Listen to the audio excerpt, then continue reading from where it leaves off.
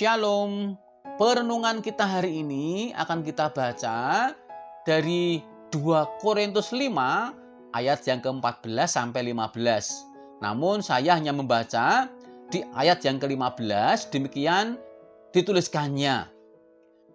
Dan Kristus telah mati untuk semua orang, supaya mereka yang hidup tidak lagi hidup untuk dirinya sendiri, tetapi untuk Dia yang telah mati dan telah dibangkitkan untuk mereka.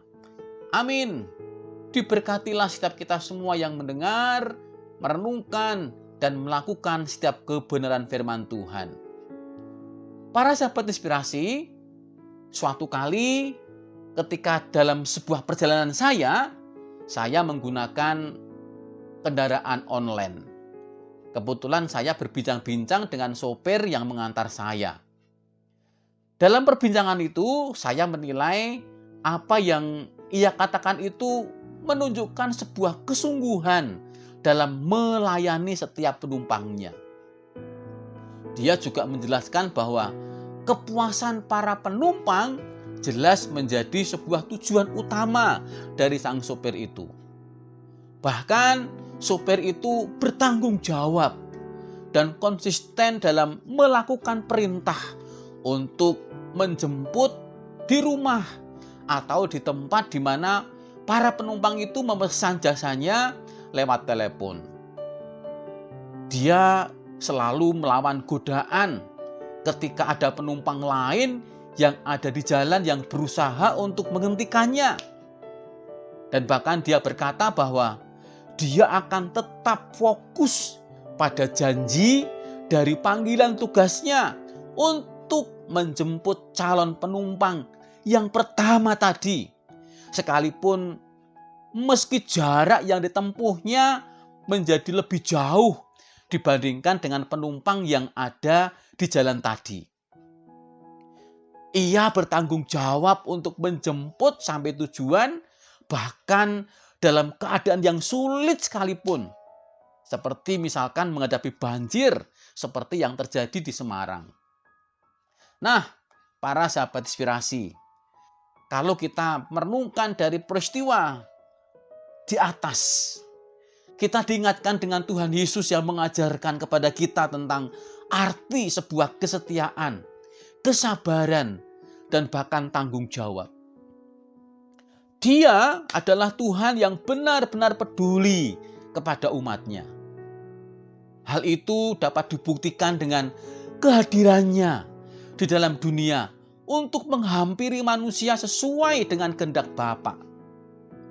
Yesus rela mati menderita sengsara dan melakukan itu semua supaya kita yang percaya kepadanya bisa hidup. Tuhan Yesus ingin kita mengerti bahwa tuduhan palsu, aniaya, cercaan, bahkan hujatan yang ia alami hingga ia mati di kayu salib itu tidak bisa mengalahkan betapa kasihnya kepada kita orang yang percaya kepadanya. Maka dengan demikian, sungguhlah suatu teladan yang mulia yang Yesus ajarkan kepada kita orang yang percaya kepadanya.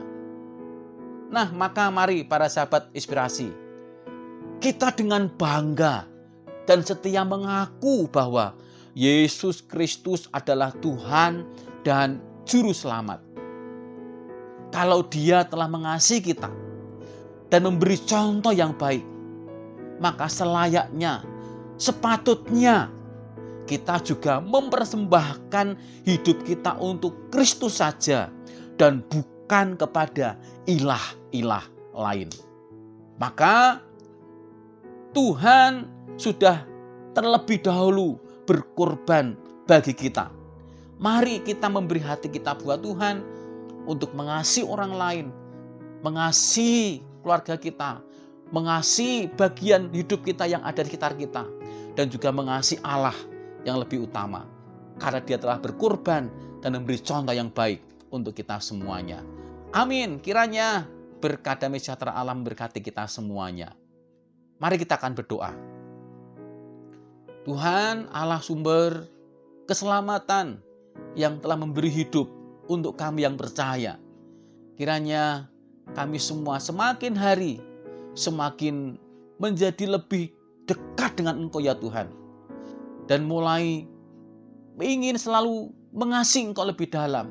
Karena Engkau Tuhan lebih dulu mengasihi kami. Kiranya berkat Tuhan selalu memberkati setiap kami semua dan para sahabat inspirasi. Dalam nama Tuhan Yesus Kristus kami ucap syukur dan berdoa. Amin.